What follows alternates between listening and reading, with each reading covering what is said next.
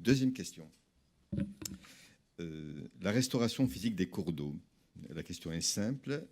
Y a-t-il une garantie de résultat? Juste 2 points. Je reviens donc sur les 2 interventions précédentes. La garantie des résultats ne peut exister, il ne peut y avoir des résultats que si effectivement les objectifs sont très clairs. Ça, c'est vraiment un point fondamental.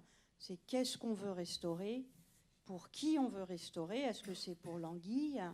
Est-ce que c'est pour les voisins qui veulent retrouver les riverains un petit peu de ripisylve? Enfin bon, bref. Donc ça, c'est un point fondamental, c'est avancer sur des objectifs très précis. Faisant beaucoup de terrain, je dirais que plus ces objectifs sont, je dirais, modestes et réalistes, mieux ça marche. Hein, nous, on a beaucoup travaillé avec les conservatoires d'espaces naturels. Par exemple, faire des annexes hydrauliques froides, c'était faire une annexe hydraulique froide pour les invertébrés. Ça nous a demandé, nous, des suivis des niveaux des nappes pour affirmer avec certitude, effectivement, l'annexe stocke 6 mois l'eau par rapport à la Loire elle-même. Bon, enfin bon, bref. Donc ça, c'est un point fondamental. La deuxième chose, c'est pourquoi j'employais le mot diagnostic tout à l'heure, c'est qu'il faut avoir des diagnostics extrêmement sérieusement construits en amont de l'intervention de restauration du cours d'eau. Voilà. Ces diagnostics, on a aujourd'hui des bases solides pour les construire, des bases pluridisciplinaires. On a les moyens de les construire, nous en tant que scientifiques, en collaboration avec les gestionnaires.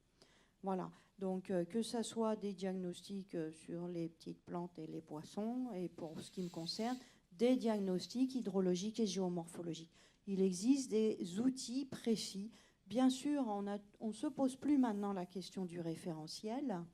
On sait qu'on ne va pas retrouver les rivières d'antan, puisqu'il faudrait remonter avant le néolithique, donc là ça devient un petit peu compliqué. Mais on sait, nous en tant que géomorphologues fluviaux, on sait maintenant une chose essentielle, c'est comment arriver à restaurer des processus. Pour nous, en tant que géomorphologues fluviaux, j'insiste bien là-dessus, pour restaurer des diversités, la diversité des formes.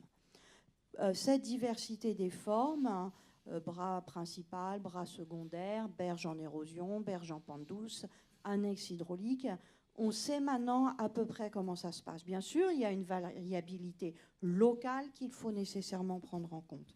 C'est cette diversité de formes qui assure des relais de processus hydrologiques et sédimentaires en place. Enfin, ça va se remettre en place ou s'améliorer. Voilà. Donc pour nous, l'essentiel, c'est d'assurer la remise en mouvement de la charge solide.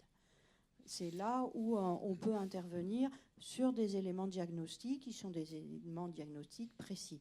Et là, on peut éviter des échecs patents qui ont été faits parce que, par exemple, on voulait remettre des méandres partout, même sur des rivières où il n'y avait jamais eu depuis le Précambrien. Quelqu'un parlait du Précambrien tout à l'heure, de méandres. Voilà. Bon. Donc, voilà. Merci, madame.